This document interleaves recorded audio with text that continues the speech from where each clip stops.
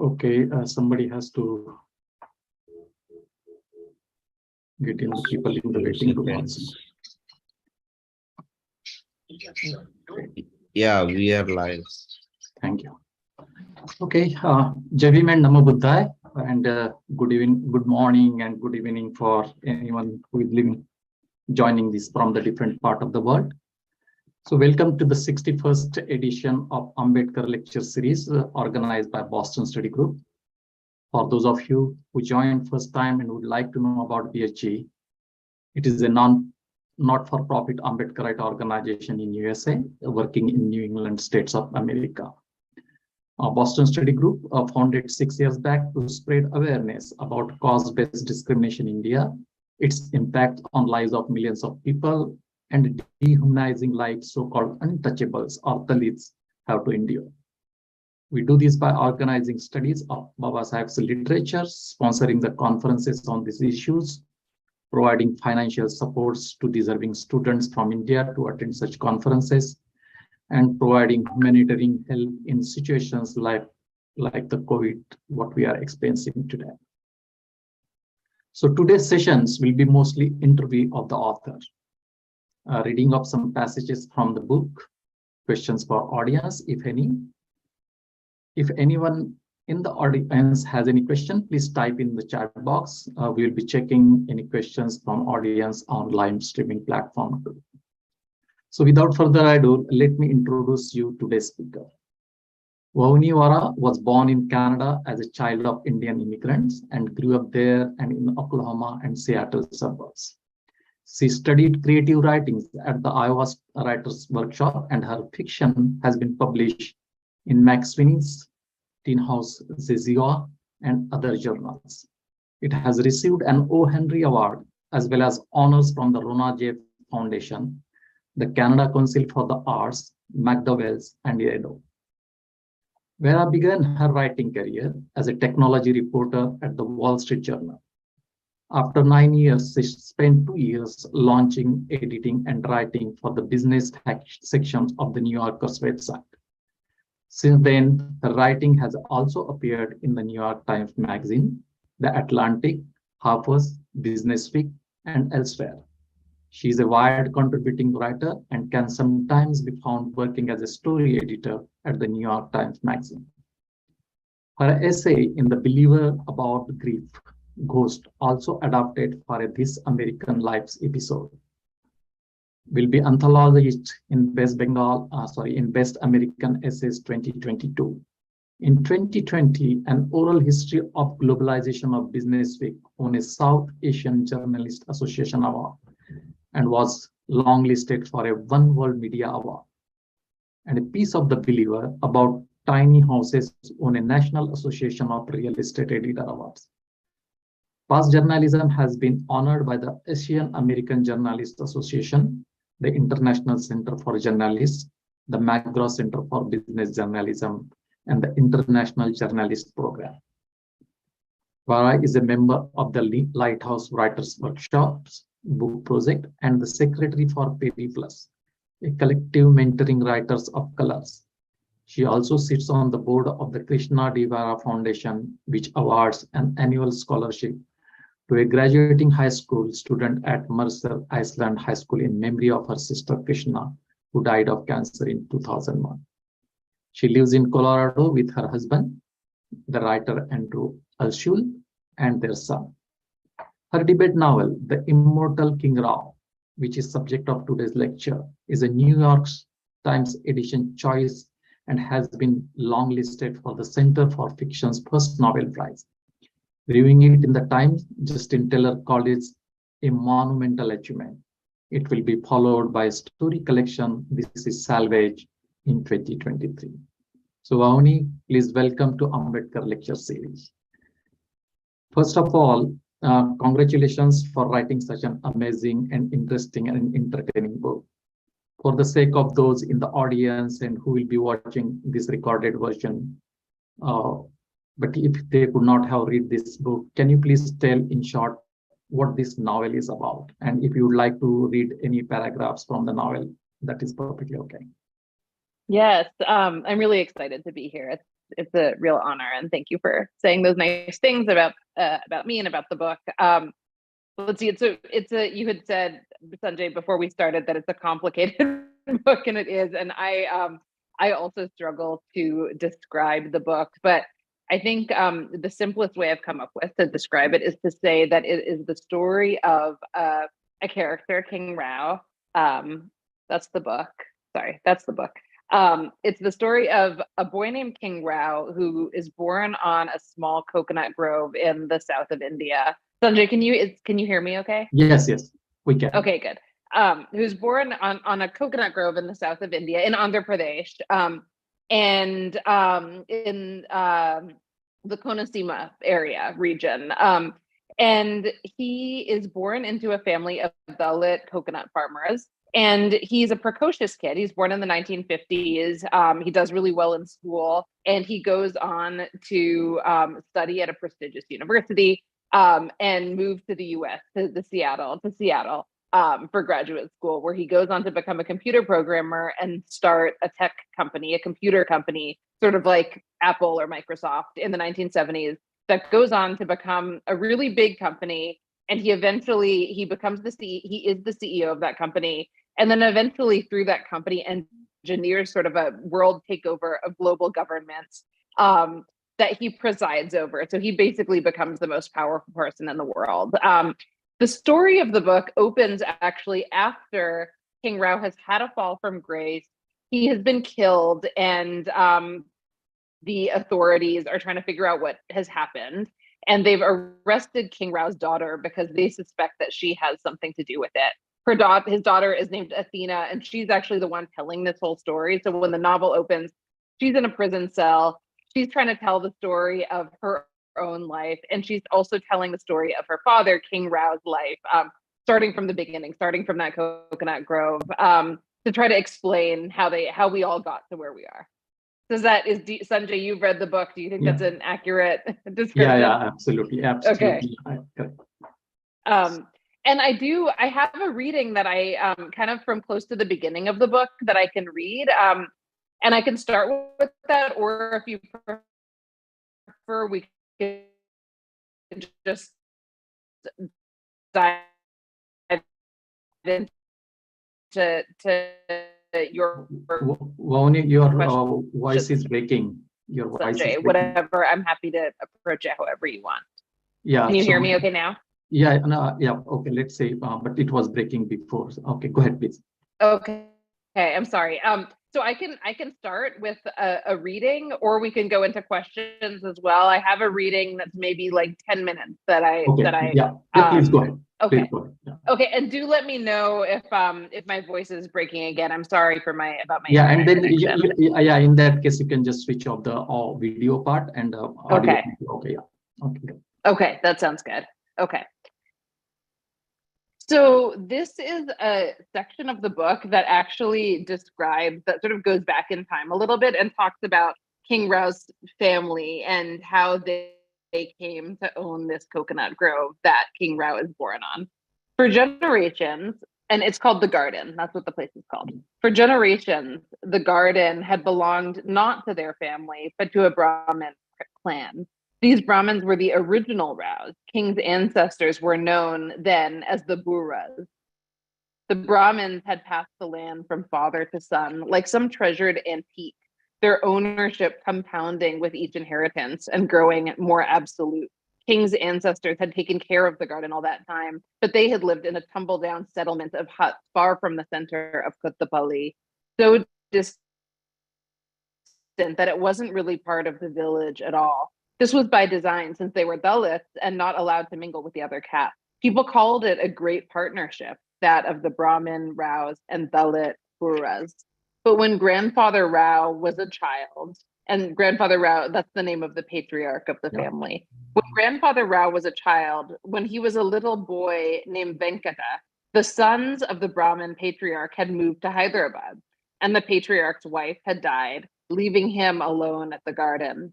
One day, the Brahmin told Venkata's father that he had acquired a smaller home in the center of Kottapalli and wanted Venkata's father to take over the garden as a tenant and a caretaker, helping him sell the coconuts in exchange for a small share of profit.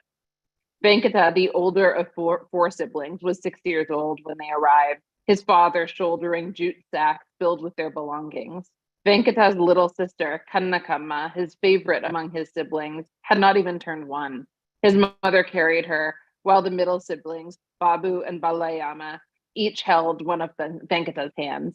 The Brahmin was standing on the veranda of his house, looking as if he had been waiting a long time. He gripped the keys tightly, and for a moment it appeared he would refuse to hand them over after all.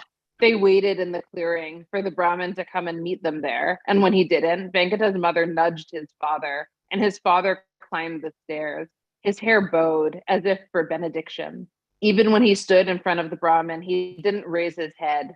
The Brahmin looked at him and said, "What a damn shame." His knuckles trembled around the keys. Venkata's father put out a hand to receive them. And finally, without a word, the Brahmin let them drop. He walked down the stairs and turned onto the path, bisecting the paddy field toward the main road.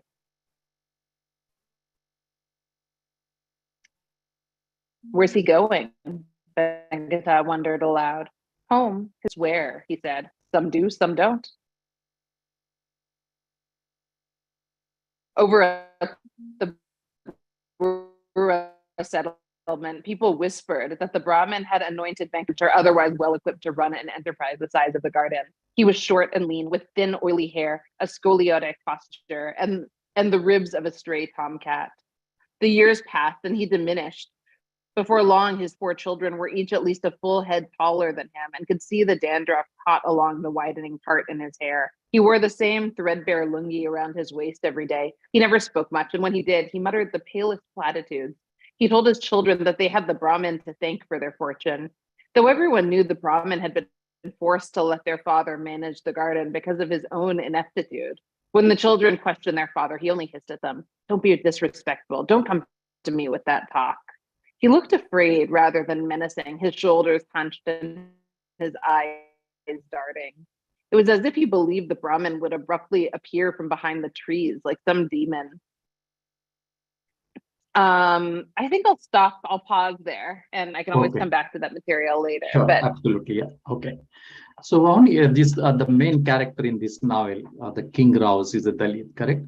So for those audience, especially in the Western countries who may not know about Dalit, can you please explain what Dalit is? yes, Dalit is, and Sanjay, you can feel free to add on to this definition that I'm offering. Dalit is the name for a community of people in South Asia and now all over the diaspora, the South Asian diaspora, who have been oppressed by the caste system. This caste system that sort of falsely orders human beings into categories, into hierarchical categories, and oppresses those who they consider to be outside of that system or at the bottom of that ladder. Sanjay, does that feel like an accurate description, or feel free to Yeah, I think for today's sessions, it is good enough. Means I would definitely like to add that means the people who like to know about how the caste system in Hinduism or India work. Basically, there are 4 castes starting on the top with the Brahmins, then Kshatriya, Vaishya, and then the Shudras. And below those 4 castes, there is another category called as untouchables. Basically, they are not worth touching also. And those are the people which nowadays are referred as Dalits. So just we wanted to give reference to the audience so that when they are reading this book, they read from that reference that what exactly Dalit and why they are subjected to like that. So thank you. Yeah. Another thing on this one is, so Rao is a very Brahminical last name, correct? In Andhra Pradesh. So why did you choose a Brahminical last name and even the first name as king, which means the ruler, to a Dalit character? Yes, I'm glad you asked. And I stopped before I got to the explanation, but maybe I'll just read the little explanation, because I think for people in this particular audience, you'll be aware of the sort of cultural and social context in which this name change happened, and it has to do with Ambedkar a little bit. So do you mind if I just read a little bit of that sure, absolutely. that explanation? Yeah. Okay. So there are sort of two there end up being sort of two patriarchs in the story of the book. King Rao's maternal grandfather, who is a local school teacher and has, I would say, strong caste consciousness. He understands the caste system, and he tries to teach the students about it. So that's his maternal grandfather.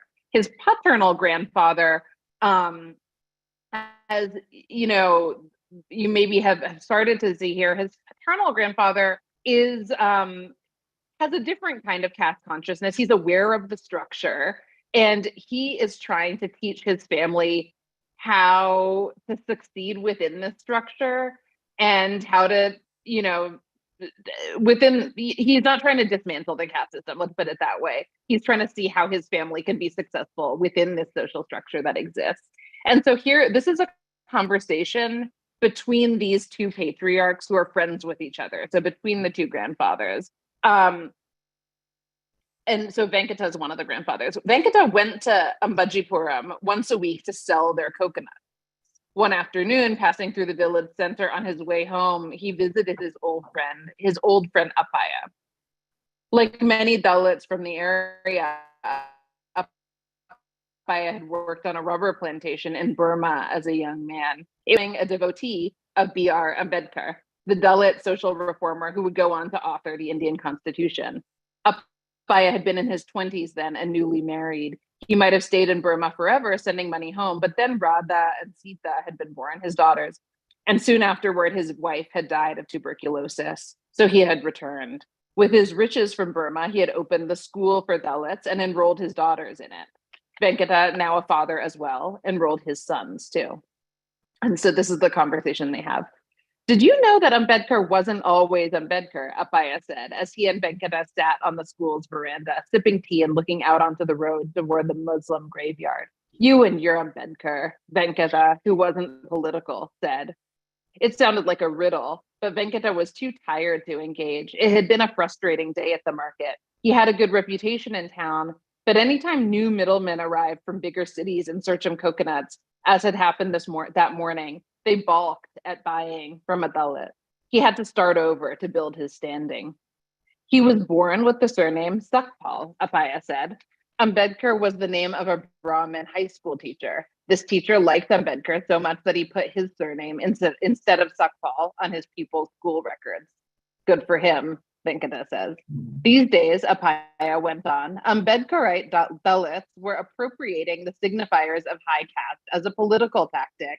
That is, to dull their symbolic power. Appaya had taken on a new surname, Swami, and was passing it to his daughters. From now on, he would be called Appaya Swami, and his daughters, Radha and Sita Swami. Venkata laughed. No, really, you ought to do the same, Appaya said. It occurred to Venkata that he liked the idea of a name change, though for a different reason from Appaya's. He was a businessman, not a social activist. He thought if he and his siblings took on a Brahmin surname and passed it down to their children, people might mistake them for Brahmin. And that would be good for business. Yeah, he chose the name most associated with it. Sorry, your video is freezing, so. Okay. Yeah. I'm just going to stop it to see if that helps. Yeah, sure. That will be good. Okay. The reason I wanted to read that rather than just answering the question straightforwardly is that I was interested in this book of like all these ways in which a person can be a Dalit person, right? So one can be an Ambedkarite, certainly. And at that time in the 1950s or so, I think like there was growing caste consciousness, including in places like Andhra Pradesh. But at the same time, there were many people who who saw opportunities for social mobility and were interested in trying to figure out what kind of social mobility they could gain within the system that already existed. And they didn't want to make any waves. They didn't want to, try to break down the caste system or dismantle it or anything like that. And so I think of like these two men in my book, these two patriarchs, as sort of showing those two models, and then their grandson King as seeing these two possible models and very much deciding to go with the one that his businessman grandfather has set for him. So he sort of eventually in the context of the book decides, I'm just starting my video again to see if this works. He eventually decides he's gonna start a tech company. He's gonna become the ruler of this new world government. And he doesn't really have any interest in doing that in a way that dismantles social hierarchies, that interrogates those existing hierarchies.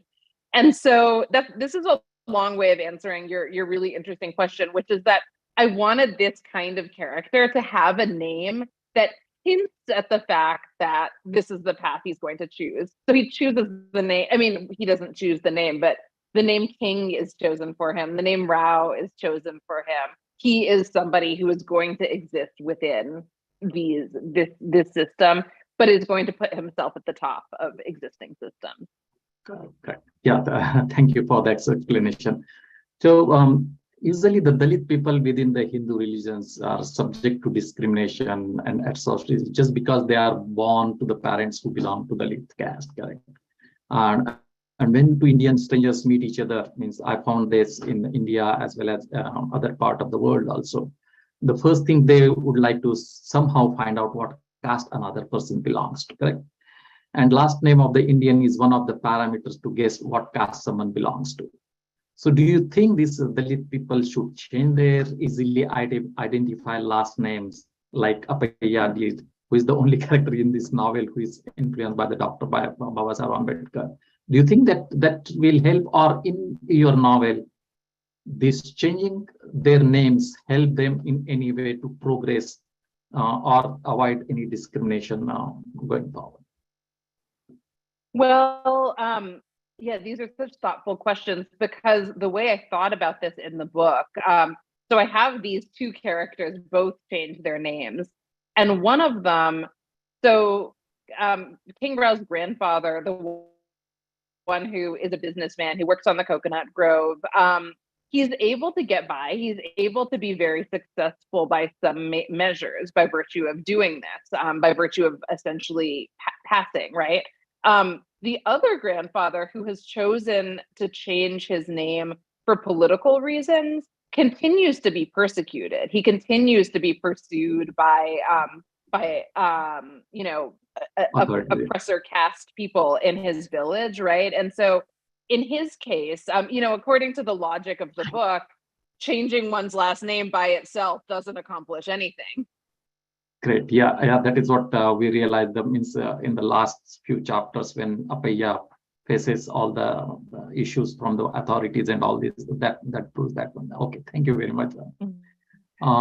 So in your acknowledgement, you said it took 12 years to write this novel, correct? And after reading this knowledge, I realized it is just not an entertaining novel, but like a small encyclopedia. I mean, amount of knowledge this book has, whether it is a political, social, mythological, technology, shows the efforts you put into write this novel.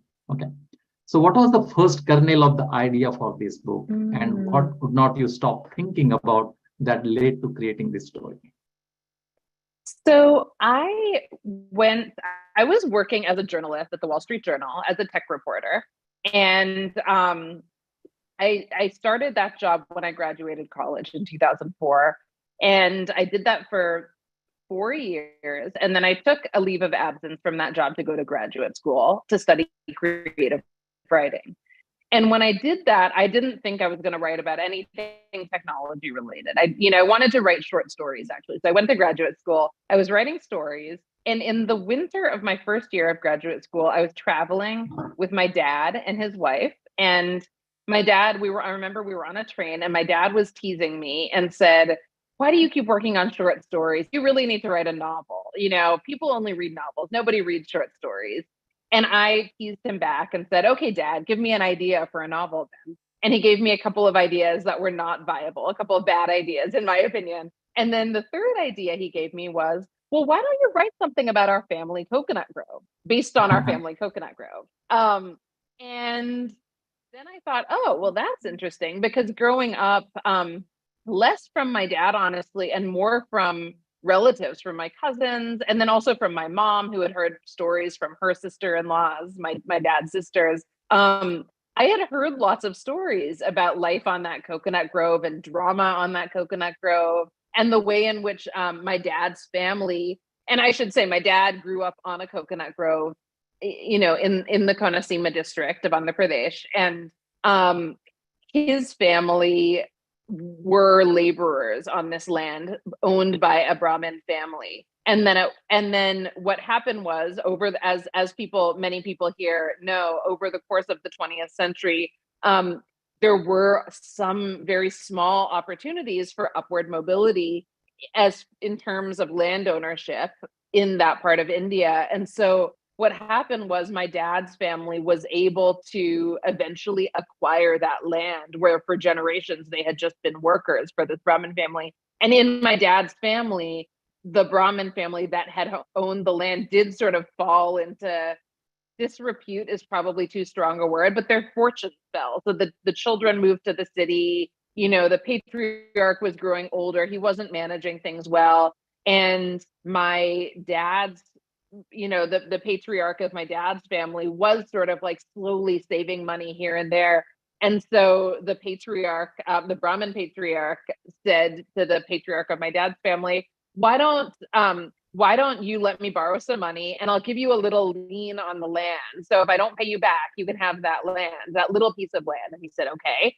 And then he didn't pay the money back. So the patriarch of my dad's family, was able to take that land. And then the same thing happened again and again and again. And eventually they owned all the land. And so that's how it happened in my dad's family, which is a fascinating individual story for me, being a story of my own background, right? Because that wealth acquisition was part of what allowed my dad to then go on to college and become a doctor and move to the UK and move to Canada and move to the US and have two daughters who he sent to Duke University in my sister's case and Stanford University in my case, right? So much about me sort of stems from the fact that this took place in my dad's family all this time ago. So it's interesting to me on a personal level, but then I also, as a business journalist, as somebody who studied international relations in college and economics, I was also interested in how that sort of told a bigger story about social change in India at that time. And so that was the starting point for the story. And then as I started to write about this character, based a little bit on my dad, but based more on that place, that coconut grove, this family, I realized that when that character moves to the US in the 70s, he's not going to become a doctor like my dad. He's going to start a tech company. And I think that was influenced by the fact that I had been writing about these companies like Microsoft and Oracle and Apple that started in the 70s. And so that was the germ. That's where it all started. Okay, great. Yeah, thank you very much. And I realized that when you are telling that this is some part of this particular novel is the real story from your life, I think that we should also look back to our families, because we don't know the story of our grandfathers and all this. At least I didn't know.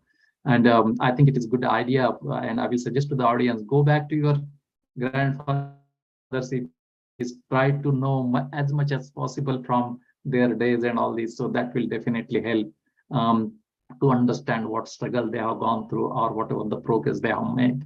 So that is really fascinating. Thanks, Ernie. So, so did you face any challenges while writing this book, and what were your biggest challenges during writing this book?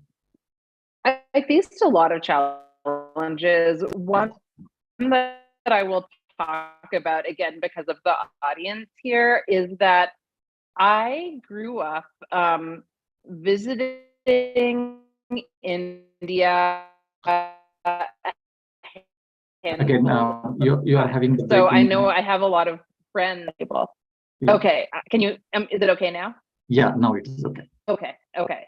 I grew up with a lot of friends who would visit India every summer and spend time in the villages where their parents grew up, for example, or where their grandparents still live. In my case, we visited 3 times before I left home and went to college. And then I visited again a couple of times in my 20s. But my point is that I spent a lot, I have a lot of fond memories of that ancestral coconut grove where my family still lives. But it's not like I had these constant deep ties. And then also, I didn't grow up, I'm Dalit through my father, but I didn't grow up in India experiencing caste oppression and discrimination firsthand, right? I didn't start a tech company in the 1970s, clearly. And so for all these reasons, I felt like I lacked a kind of authority to tell this story properly. I was really nervous about how I would be able to pull it off. And it felt like there was a burden too, because Dalit voices are very, very, very underrepresented in literature in India, and then even more so in English language literature in the US. And so I felt like a sort of heavy burden to try to figure out how to do it right. And that weighed on me a lot. And one thing that I did to try to address that is I did a lot of research. So I read a lot.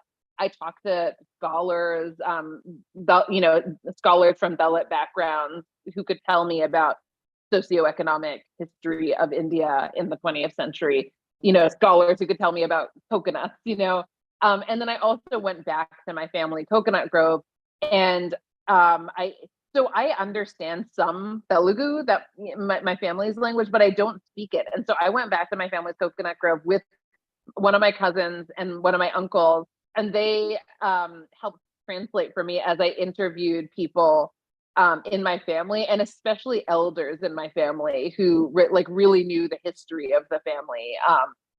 And it was super informative, and it taught me a lot. And that provided like a strong basis for me to at least start writing about this. And then another thing I did later was, after all these years, 12, 13 years of writing the book, and doing further research, I had both of my parents read the book, a version of the book from front to back, and tell me everything I'd gotten wrong, tell me everything I'd gotten not wrong exactly, but kind of wrong, where they would tell it differently.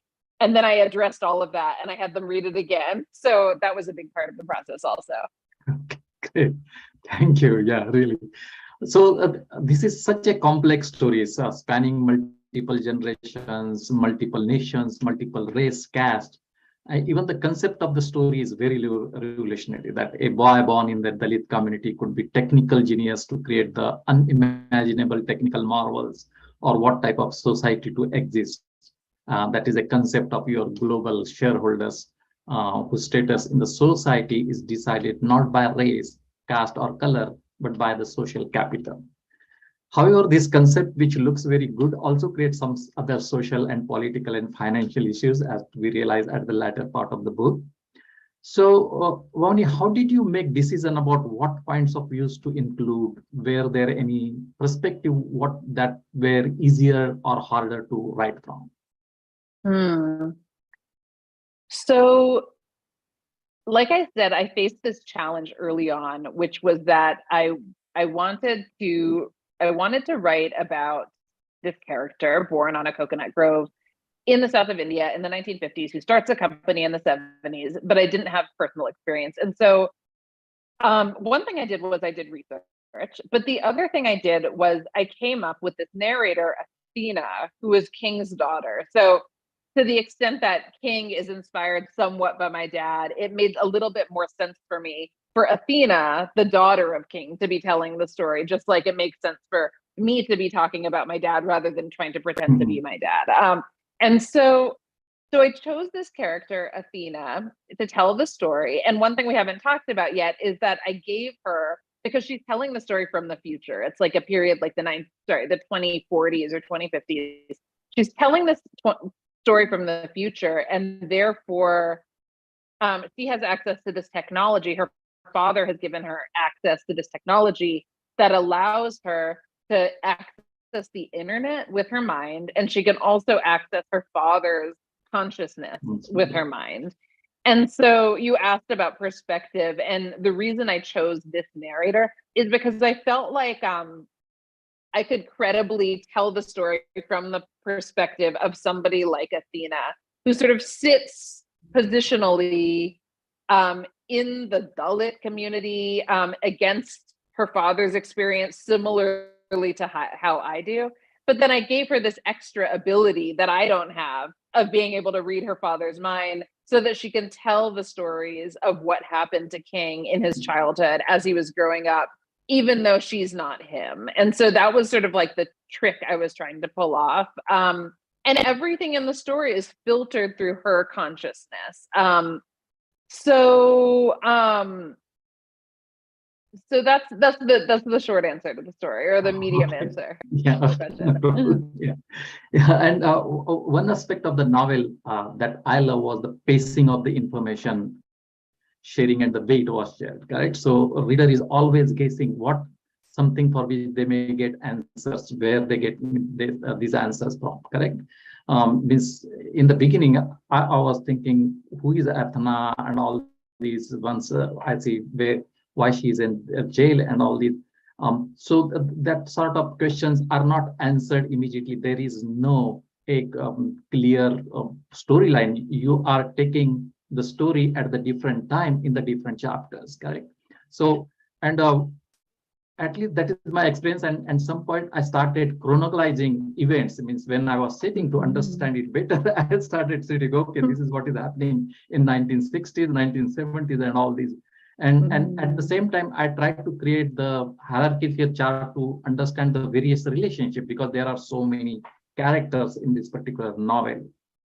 And but I imagine that was especially challenging when crafting such a novel. So I'm just wanted to know you to tell the readers what challenging. Can you tell us how you found that pacing and how you decided what information to share and when? Yes, this was really difficult for me also. So if you found it difficult, that makes me feel better, because I found it difficult as well. I every time I wrote a draft of the book, I would sort of then take it apart and sort of create my own timelines and lists of characters and that sort of thing, so that I could keep track of it, and then kind of outline the book, the way you would do for like a research paper or something, just point by point, this happens, then this happens, kind of trying to outline it to figure out when it made sense to give readers the information. I even tried telling the whole story chronologically, but then it didn't work, because there are certain things about King Rao's childhood that I didn't want the reader to know until the very end of the book. So I wasn't trying to be, I think some readers or some people on Goodreads who have read the book have these reviews where they're like, why is she trying to be so complicated? And I felt like it had to be told in this kind of complicated, threaded way in order to give readers the information in a certain order.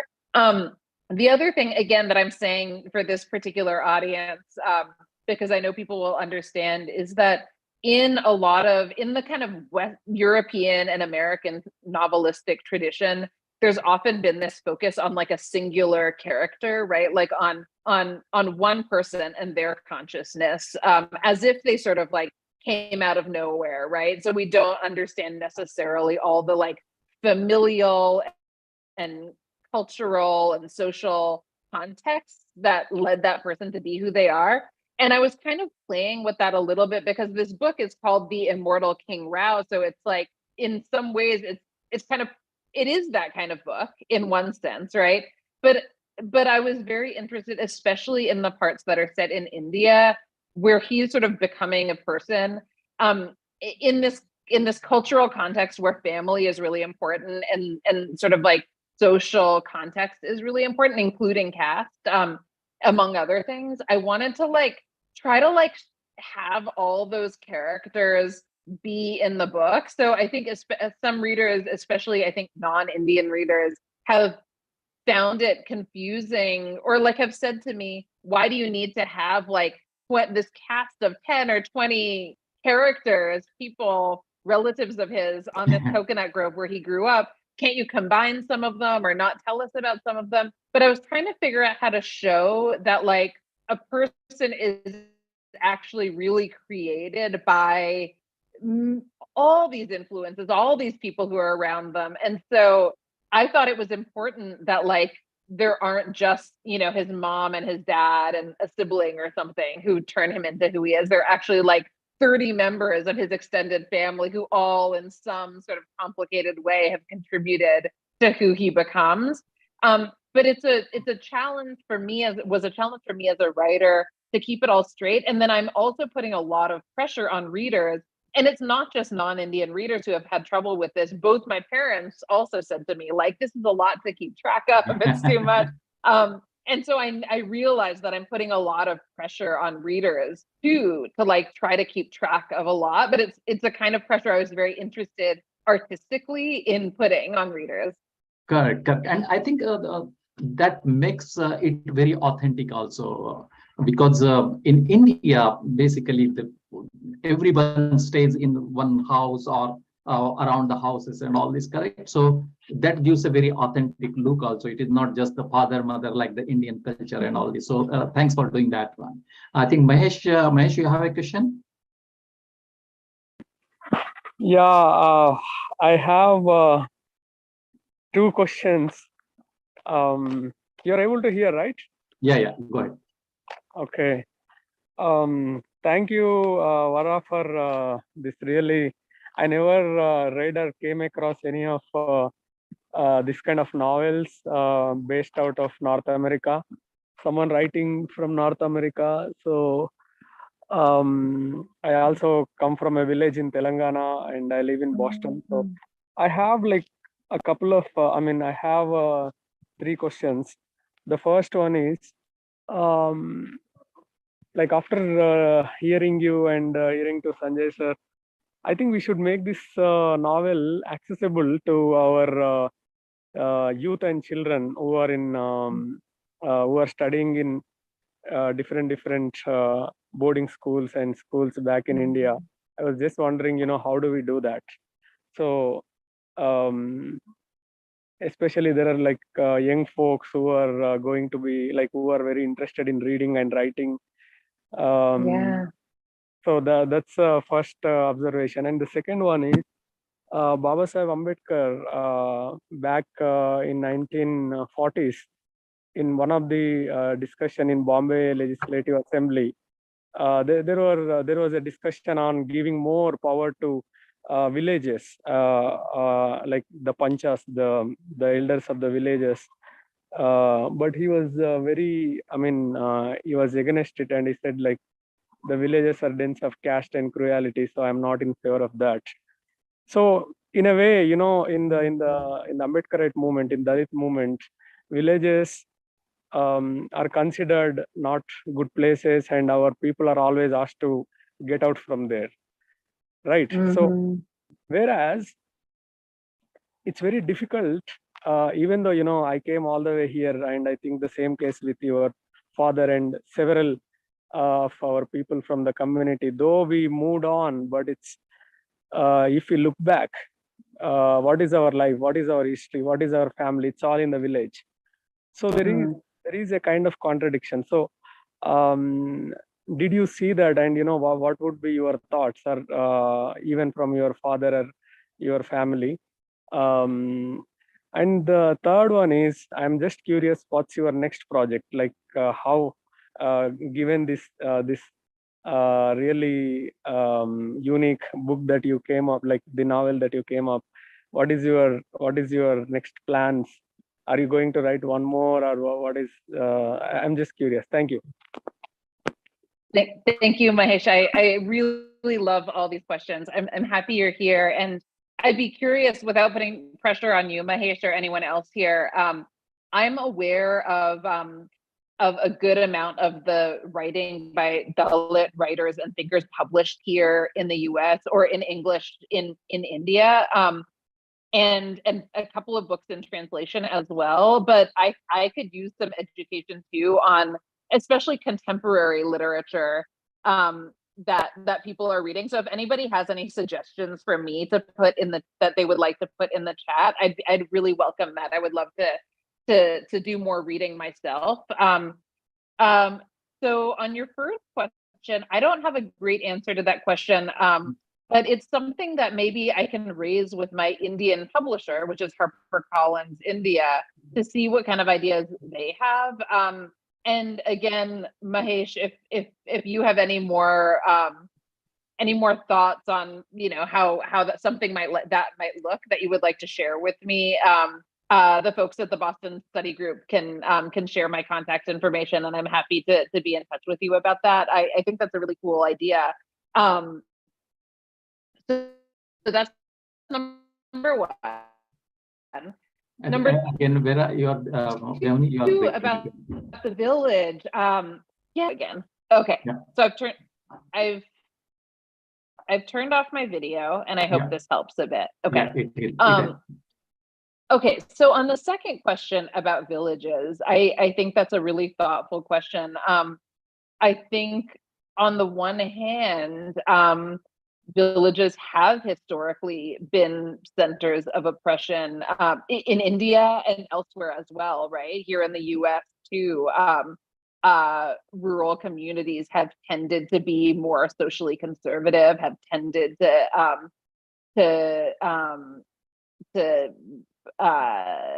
you know, espouse more problematic views. And so, and then at the same time, again, on a personal level, I think a lot of us, and I speak less for myself here, I think, than thinking about the experience of my dad, who's very, very fond of, he feels very close to his, to that coconut grove, to his ancestral, to his family village. He goes back all the time. That's where he feels most comfortable. And so this idea that two things are true at once, right? That these places can be sites of bigotry, and places where these structures are really entrenched, these oppressive social systems are entrenched, and places that on a personal level we feel drawn to. I think that's very true. In this novel in general, I was really interested in like all of these dichotomies, like these things that are true at the same time. So for example, some people have asked me like, you know, why did you make this character King Rao, who's like, you know, one of the first prominent Dalit characters we're seeing in American literature? Why did you make him like such a problematic guy? Why does he start this tech company and rule the world and not dismantle these social systems, right? And that was very much on purpose on my part, right? Like I wanted it to be impressive for him to study technology and be a genius and start this company. I wanted readers to be like, wow, this King Rao, I'm rooting for him. He's impressive. And at the same time, I wanted him to be problematic, you know? And so at the same, so that what you're saying about the village makes sense to me as well. You know, there are Black thinkers who talk about how Christianity has been a source of solace, right? A source of wisdom for them. And then at the same time, it's a religion that was imposed on them by the oppressor, right? And so, so I think that duality is super interesting. In the novel, toward the end of the novel, there is a sort of plot point that hinges on this idea of power in the village, that sort of speaks to, I think, some of what you're bringing up. So I hope you read it and tell me what you think. And then let's see, now I'm forgetting the third question. Sanjay, do you remember? Or Mahesh, if you're... Mahesh has unmuted. Mahesh, what's your third question? Yeah, I mean, my third question is, given that you wrote this novel and... Oh, right. What's next? What's next? Yeah, so that's right. What is the next That's right. project he's talking about? Yeah. Okay, so I'm working on actually a book of stories. I sold a collection of stories to my publisher at the same time that I sold them the novel, and the stories come out next year. The book is called This Is Salvaged, and the story collection is much more, I would say, about the experience of being like about sort of a second generation immigrant experience in the US. to the extent that it's about these social categories. It's much more about that than about Dalit life. There aren't any stories in the collection that are set in India, for example. That isn't to say that I'm done with the subject matter, but these stories are more focused on the sort of like diaspora experience in the US, and there are Indian characters and there are also characters from other ethnic backgrounds. Great. Thank you, Vauhini. I think we will be looking forward for that book too. So Vauhini, so what amazes me about this novel is amount of information it has from different topics, whether it is a technical, political, social, even the mythological also, correct? And you present it is very thoroughly and accurately. Just to give the one example, in the beginning of the novel, you were talking about the pear soap, correct? It is such a simple thing, but so much I learned about the pear soap from your book. So when you are doing this, what type of preparation you have to do to be so authentic? That's a very generous question. I'm laughing because part of what led, so like I said, I created this character who can access the internet with her mind. And once I did that, I had to think about like, okay, if somebody could access the internet with their mind, like what would they know, you know? And at first that was intimidating because I was like, wow, does this have to be like the wisest character to have ever been imagined? And then I realized, no, this just has to be someone who, it's almost as if she can read Wikipedia whenever she wants without having to go look on her phone, right? And so that was the paradigm I was thinking of. And so the reason I'm laughing is that it was also kind of it was a way for me to feel when I would be writing and then I would get distracted and go on the internet and like read Twitter or read the news or read something on Wikipedia. And so by taking all of that I was learning and incorporating it into the book, I was able to feel like this procrastination time that I was taking to read about Pear's soap, for example, to go down a rabbit hole and read about the history of this soap. Putting it into the book, I was able to take advantage of that. But then another thing is that I wanted this book to sort of like be a book about the history of not just the history of capitalism, but like the history of systems of organization that are also systems of oppression.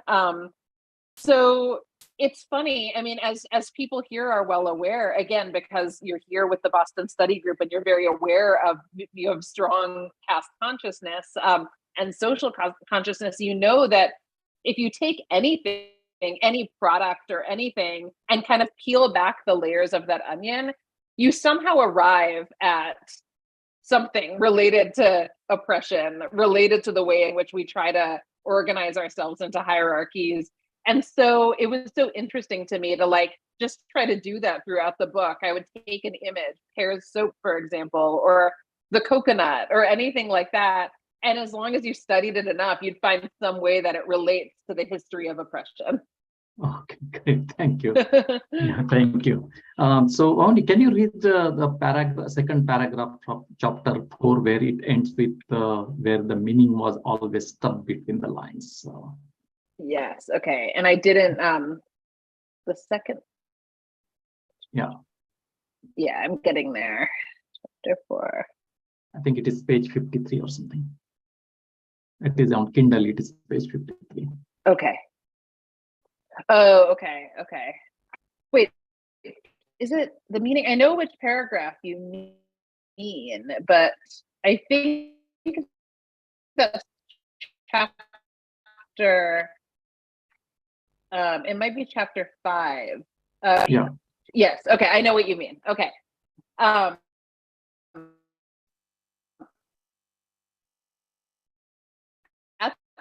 the boarding, so this is talking about King Rao's education before he arrives, 12th grades. He had holed up in the, they called him a recluse. In fact, he had no spending money. He had to depend on merit alone. He sometimes muttered at his classmates under his breath. That and the reservation system, he imagined them muttering in return. everyone knew it was easier for untouchables, I'm putting that in quotation marks, to get into college now that the government set aside spots for them. Call us Dalits, he retorted in his imagination. It's 1969. Don't be a bigot. Not that any of this conversation took place in the real world, not in India, where meaning was always stuck between the lines. Correct. And that is where I'm trying to figure it out when you say where meaning was always stuck between the lines. So what you wanted to indicate here? What I was trying to get at, and I think, by the way, this is something that makes it hard for in the US, I think, for not even non-Indian, but non-Dalit journalists to write well about caste, is like the way in which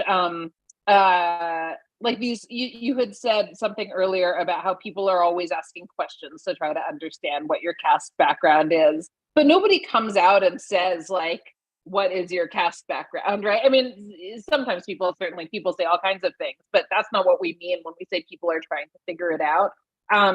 Everything is sort of suggested, and I don't think that this applies just in Indian culture. I think it's one of those cultures where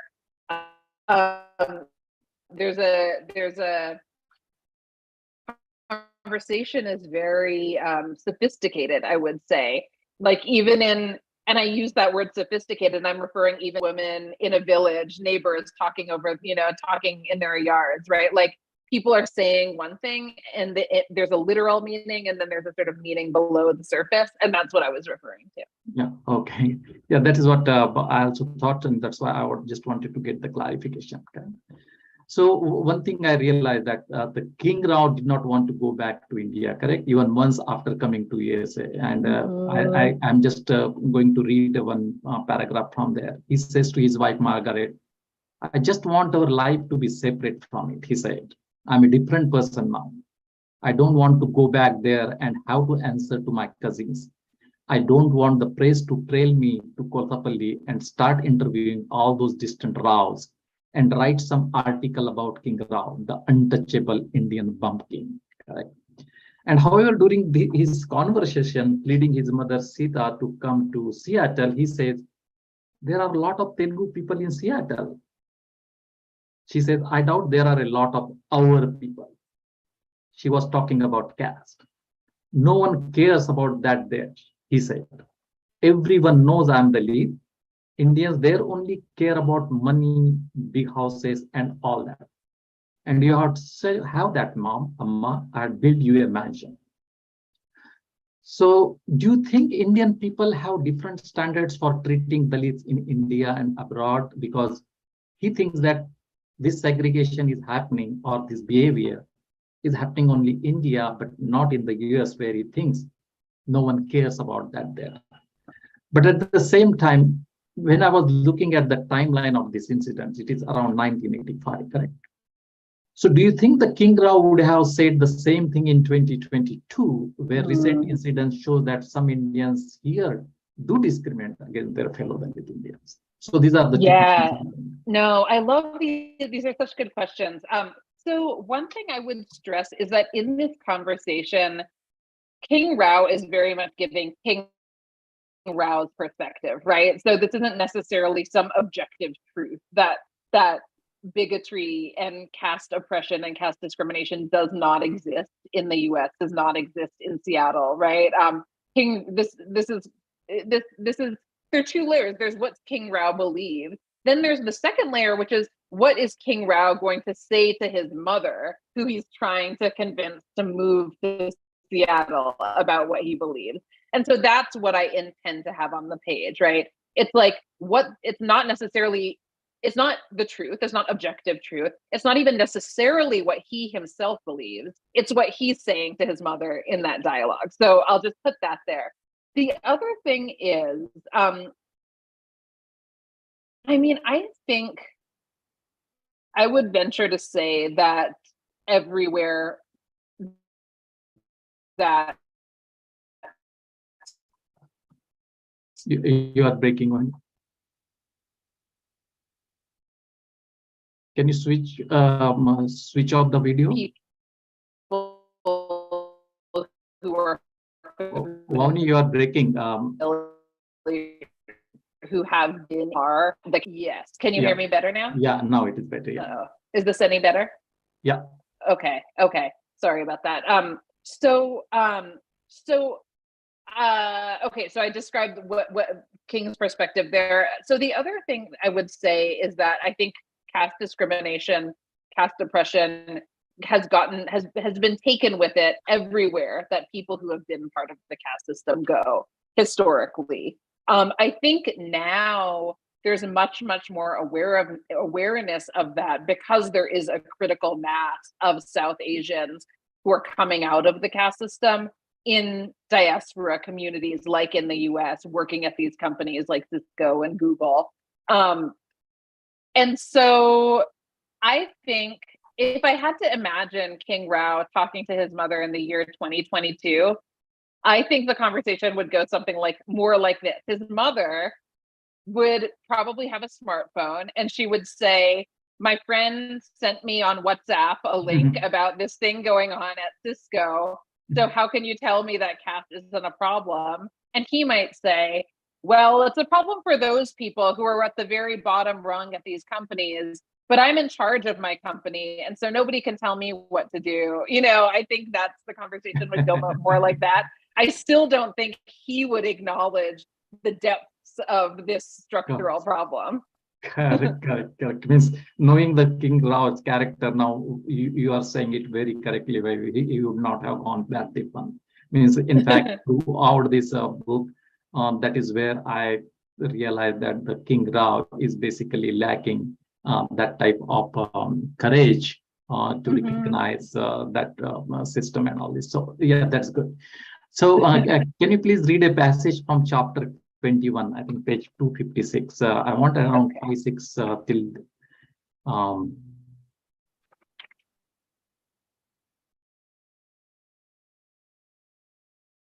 Oh, I'm sorry, Sanjay, I lost you. Tell me again the passage. Chapter 21, page 256. Are you there? Yeah, I'm here now. Yeah, so he explained to these students, correct? He's talking about the okay, yeah. So from there, at least 4 or 5 till we are talking about the West Bengal, 1,000 those regions of the West Bengal. I have some questions on this paragraph. Okay. Yeah.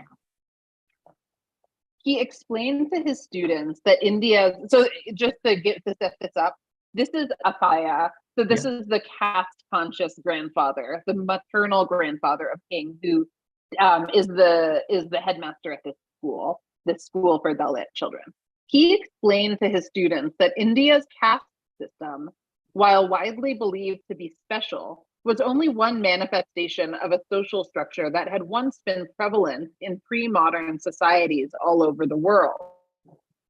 One in which citizens were split up into 3 groups: priests, warriors, and laborers. France's first, second, and third estates were no different from Brahmins, Kshatriyas, and Shudras. Across cultures, the priests who provided education and the warriors who maintained law and order made up the minority class, granted land and political authority, while the laborers made up the vast majority of citizens, but held neither property nor power. In Europe, at the end of the Middle Ages, this arrangement began to disintegrate as some workers repositioned themselves as merchant middlemen and earned their way into a better economic position, lodged between the rich and the poor, the bourgeoisie. In the late 18th century, the French crown, racked by war debt, turned to these merchants for funding, and, sensing an opening, the merchants demanded more political power. When the crown denied them, they moved to seize it. This was the start of the French Revolution and a new social order governed by neither priests nor lords, but by a broader class of property owners. In India, a similar progression might have taken place if it weren't for the British East India Company coming along. Great Britain, like France, had been begging merchants for help financing its foreign adventures. And in the early 1600s, the Crown had started approving joint stock companies, businesses funded by outside investors who had no management role and could not even be held legally responsible for what the business did. The risk of the foreign trading missions these companies undertook was enormous. No single investor could bear the burden. The investors were nothing without one another. It was the East India Company, one of Europe's very first joint stock companies, that exploited the decline of the Mughal Empire to lay claim over most of the subcontinent, employing the caste system for its own purposes. It hired Brahmins to collect taxes from Indian families and Kshatriyas to fight those who resisted, and thus cementing the role of caste in a society that might well have otherwise dispensed of it. But now, in the absence of the British, the old social order was breaking down. This wasn't just about coconuts. This wasn't just about family. What they were going through now was part of the eternal struggle between oppressor and oppressed, trampler and trampled. Here, a new chapter was belatedly opening. A Maoist politics was rising. And do you want me to continue with West Bengal? Yeah, till the West. Okay. Yeah. In the state of West Bengal, disenfranchised tea plantation workers, Dalit adjacent tribals, had seized land from their landlords and given it over to the landless. The Naxalbari movement, named after the village in which it took place, was crushed within months. But news had already spread southward about the brief and glorious coup perpetrated by those peasants of West Bengal. Okay, great. Thank you. I think about the role of the Maoist or the role of the British, what has been given. So there will be a lot of different opinion about this one. That is what. So do you think that Maoist movement did anything for annihilation of the caste system? Ooh. Yeah, I was nervous when you said you wanted me to read that section. No. And again, this is a cop out. I realize I'm going to say something similar to what I said about King for the earlier question, which is that here in this passage, this is not my opinion necessarily as a writer. What I was putting here was the opinion of this character, Apaya, right? This character who has a very specific position on something that I know to be controversial. So, for example, like, is it true that the caste system can be compared to similar systems in France and elsewhere, right? I know that the matter. Again, you are breaking if you are just on the audio. What are some of the other controversial things? Is it true that that it was? Is it true, for example, that the British entrenched the caste system? Some believe that the British were partly responsible for some reforms, right? That liberated Dalit people, right? And then what actually was the role of Maoist politics? What was the role of movements like the Naxalbari movement? I say all this because as a novelist, I mean, I'm both a journalist and a novelist. And as a journalist, I try very hard to sort of present information, present facts, and let the reader sort of come to their conclusions. And as a novelist, I have the luxury of getting to sort of like imagine these different perspectives, these different opinions and ways of looking at situations, and then put them into different characters. So I'm able to sort of put this, what I just described, what I just read out loud, I'm able to put that in the mouth of Apaya. And at the same time, I'm able to put in the mouth of King the perspective that caste barely even exists in the US, right?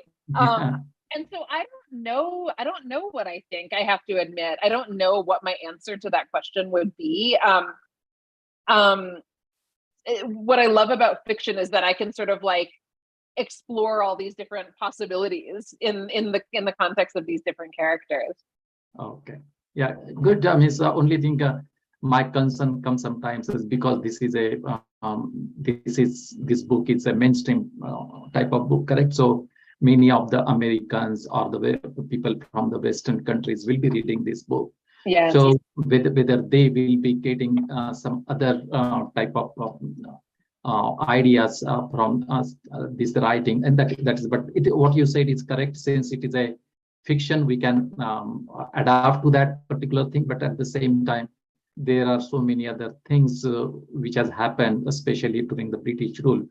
There is always two opinions about enemies. And when we also think about this, if British would not have been there, we would have been deprived of the education. Still, our Yes. people would not have been there in the army and all this. So we would have continued to stay where we were before the British come. That is what is my opinion. But yeah, okay. So this is okay. So let's move and to I'll the. also add, I'm glad you're bringing this up. It's something I thought about in writing the book. And you might remember, Sanjay, you asked about this question of why King is named King. And you might remember that, and this isn't a spoiler because it happens, we learn about it early in the book, but Chinna, who is the King's uncle, who sort of becomes the patriarch after his grandfather's death, this character, Chinna, who is a very important character in the book, is an Anglophile and feels that the British have done good things. And so rather than name King something like Raja or Raj or something like that, he names him King, the English word, intentionally to refer to that. And so that perspective is in the book as well. And I think it's a really valid one. Yeah, correct. Yeah, I understand that. Thank you very much. So in the same chapter, after certain paragraph, there is a poem, correct? Yes. Yeah, and I would like you to read that. I like that poem very much. And okay. Giving some background also. I think before that there is a background of that poem, in what context that poem has taken place. Yeah. So this is again something Appaya is teaching his students. So I'll just start. So Appaya is being pressured by the sort of local politicians to stop being so political, stop teaching his students about Ambedkarite thought and about class and caste. But Appaya, provoked, began doing exactly what they accused him of doing all along. He converted to Buddhism. He taught his students to memorize the poem by Jashuva, the first modern Dalit poet writing in Telugu, about a starving Dalit cobbler barred from entering God's temple to seek solace, who sees that a bat has flown into his home. The cobbler begins talking to the creature, lamenting that it can fly into the temple whenever it wants, while he, human though he is, cannot. And then this is the poem. When you hang, so this is the cobbler talking to the bat. When you hang from the ceiling in the temple, you are close to God's ears. Gentle bat, tell my woes to God when the priest is not around. Come back and tell me, please, what the God of gods has said. I have no one else to turn to for help or support. Good. Hello, did we lose you on? No, I'm here. I'm here. Okay, great. Thank you. Yeah, so I like, and I think many of the saints from that generations or before that, they had the similar questions about the caste system, whether it is Santravidas or in Maharashtra, there are many saints like Tukaram and all these. They also ask the same questions. Why? Okay, and I thought that it is appropriate to read that particular poem, and you put it at a very, very nice context and all this. So only there is a paragraph on page 270, and I was intrigued with this para because I thought it is so appropriate for politicians from India, especially some politicians from scheduled caste and scheduled tribe, who get elected due to their caste but get enslaved by their masters of their party. So, do you like to read that para or? Yes, yeah. It is on page 270, the only useful conclusion. That is what it starts with. Yeah.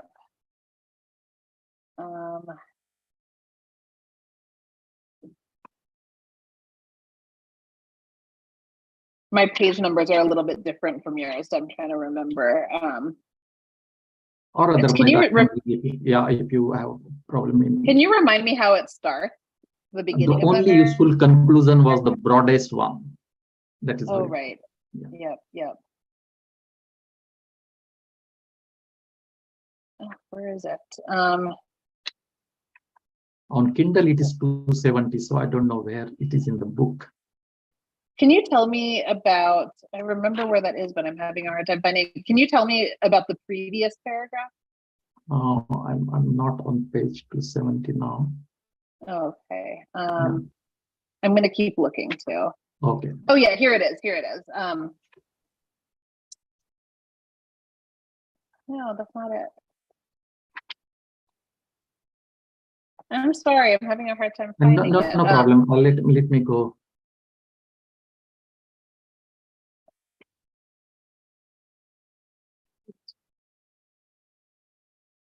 Or otherwise, I will read. Okay, yeah. Why don't you? I'll let Yeah. you read it. Okay. The only useful conclusion was the broadest one, which was that the world order itself was making people murderous. But then the politicians most equipped to address the unrest were those least invested in ending it. Race-baiting nationalists from all oligarchical families began winning elections all over the world.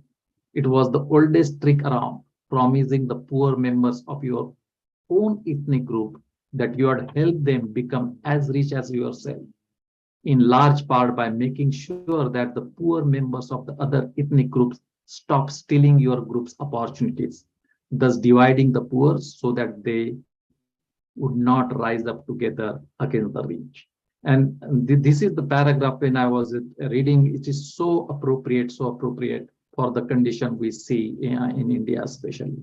And so that's why I just wanted to read it. So yeah, I found it as you were reading. Yeah, yeah. Just I have a question. So the main character King Rao is Dalit, and one of the most genius Dalit with extraordinary talent and knowledge, who not only revolutionizes the computer industry but changes how society need to be run. Correct. So do you think that Dalit community should feel proud about the King Rao? Gosh, yeah, what an interesting question. I was recently having a conversation about this with somebody who said, is it problematic that you've written this character, a rare Dalit character, in prominent in literature, and in some ways he's a villain, isn't that problematic? How do you feel about that? I mean, I feel mixed about it. I intend for him to be an impressive character. Like he's really ambitious, he's really hardworking, he's brilliant, and he's able to accomplish a lot.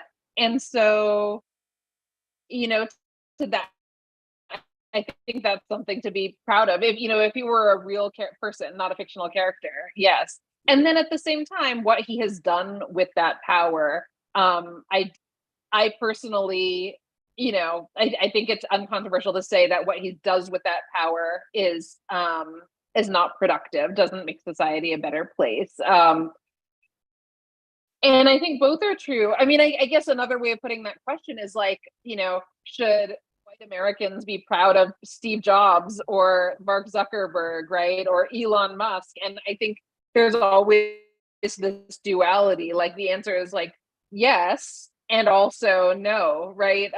And when I had this conversation with the person who was asking about whether this is the extent to which this is problematic, one thing I said was that I think sometimes we have a tendency when like there are communities that are underrepresented in our culture to say like, oh, well, so when those communities are represented, they have to be heroes, they have to be, victims, or they have to be like have the purest possible hearts. And I think that does a disservice to people, right? Like I am glad, I hope readers are too, that a Dalit character can exist who's just as complicated as anyone, right? Who has the humanity of anyone, who has permission to like make terrible mistakes just like anyone, Okay, yeah. I will take that explanation about. So basically, yes, means when we think, especially the Ambedkar people think about any person from our community, correct? It is not just your progress or anything, whatever you do in your life. The one important aspect of that is giving back to the society, because our society or our community has been deprived of so much resources and all this over the years. So if you are in a position to do something for the society, correct, you should do it. That is what it means, whatever the capacity you are doing. The King Rao's characters is means if you know that he said, I'm a god, correct? So basically he has that much influence, like he is like a god, and he controls, I think how many, half the globe or something like that with his corporation. So if he is in that a position, but I have never seen in the novel anywhere he's acknowledging that he is going to help or help his community or anyone other than his family. He's used to send some money to the family, but otherwise for the community or upliftment of the community, which you could have used, even if he is a will at some point, correct? But whether in that ability also means, just to give the one example of Phulan Devi. So Phulan Devi is some villain for the Indians, some of the Indians like Thakur. So she was raped and all this, and then she decided to take the revenge, and she kills the Thakurs who basically raped her. But doing that, she protected her clans, her community, and all the Dalit community, and she became the hero of the community. And in fact, one point there, she was the MP, I believe, if I'm not wrong, member of parliament of the Indian. So if I don't see that type of thing, the king, and that's why when say this King Rao is a main character highlighted as a Dalit, and when at the same time I see that he is not able to do that type of things, and that's why I'm saying whether I should adore him, I should respect him, or what should I do with? So that dilemma is always there. So thank you very much. I understand it's a very difficult question, but that is what I just wanted to ask what you feel about that King Rao, because and I take your version also, that means right or wrong, but at the same time such geniuses existed which at some point of time people could not understand that people have that much of intelligence and they can do that type of marvel. So that is another thing which, if you wanted to project that one, and that is what you are successful at, I'm definitely saying that you are successful doing this. Yeah. Right. Yeah. I mean, I can't remember the name that he gives it, but you know, in Suraj Yangde's book Caste Matters, he sort of defines these different categories of Dalits, and one of them is something like the you know, like it's not a compliment. Can you go on It's audio? something Only? like, you know, can you go on audio? Dalit I think it is person again. Yeah. Okay. Thank you. Can you hear me okay Yeah. now? Yeah. It is very clear. Okay.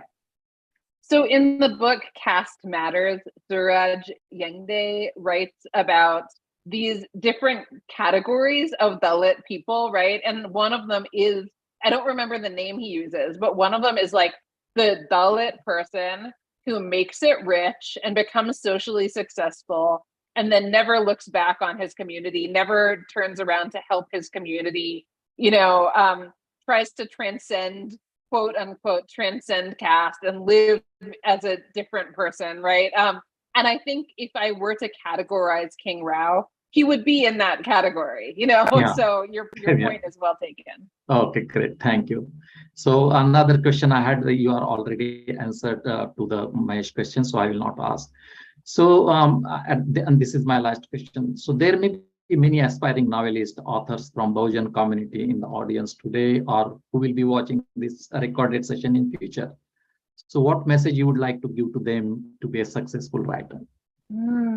Okay, I'm actually going to put something in the chat. This will apply only to those who are in South Asia. This is a very specific practical piece of advice. There is a mentorship collective called South Asia Speaks, and it is they're mentoring writers who are in South Asia, emerging writers who have not previously had access to a lot of resources. And they are especially interested in mentoring writers from underrepresented backgrounds. And so any Dalit writers should, even if you feel like a little nervous, like, oh, I've never actually published anything, or I haven't taken a writing class, this program is for you. And their application season is open now. So go look for South Asia Speaks. That's one thing I would tell you. But more broadly speaking, I would say that there are a lot of sort of the same stories that are told over and over and over all over the world, in the US, in South Asia, within communities. And the actual world is full of so many more rich stories. And I think it's our job as people from a marginalized background to take those stories and tell them everywhere we can, to force the publishing industry to listen. And so I would say, like, feel confident that the stories you have to tell are worth telling, even if you feel like you haven't read them before. And in fact, if you feel like you haven't read those stories before, that's an even better reason to write those stories, tell those stories, and get them out there, because they should be heard. Okay, great. Thank you, Vauhini. And this is the end of our session. So thank you, Vauhini, for this interactive sessions. I really enjoyed reading this book and talking about it. So congrats once again for this amazing novel. I recommend all audience to buy and read this novel. It is available in Amazon, in Kindle, paperback, and audience too. I put the information on the chat box also. So please do so. And thank you all audience for joining this session today. ALS is bringing one more exciting lecture next Saturday by Professor Jenik Radam from Columbia University, who will be speaking on Ambedkar and international trade and investment, the hidden connection. So we are looking forward to see you all then. So Vauhini, if you would like to close this with any closing remarks. Yes, can you hear me okay, Sanjay? Yeah, Okay. All I want to say is that it's been a real honor to be here. It feels really special to be talking to this particular audience, to this community. And Sanjay, in particular, I really appreciated the thoughtfulness of your questions. I've done a lot of interviews about this book, and you asked so many thoughtful questions about the kinds of things that nobody else has asked me. And so I really admired the thoughtfulness behind that. So this has been a really great conversation for me also. Okay, great. Thank you. Thank you very much, everyone. And have a good night or a good day. And see you next week. Jai Bhim and Namo Buddhaya.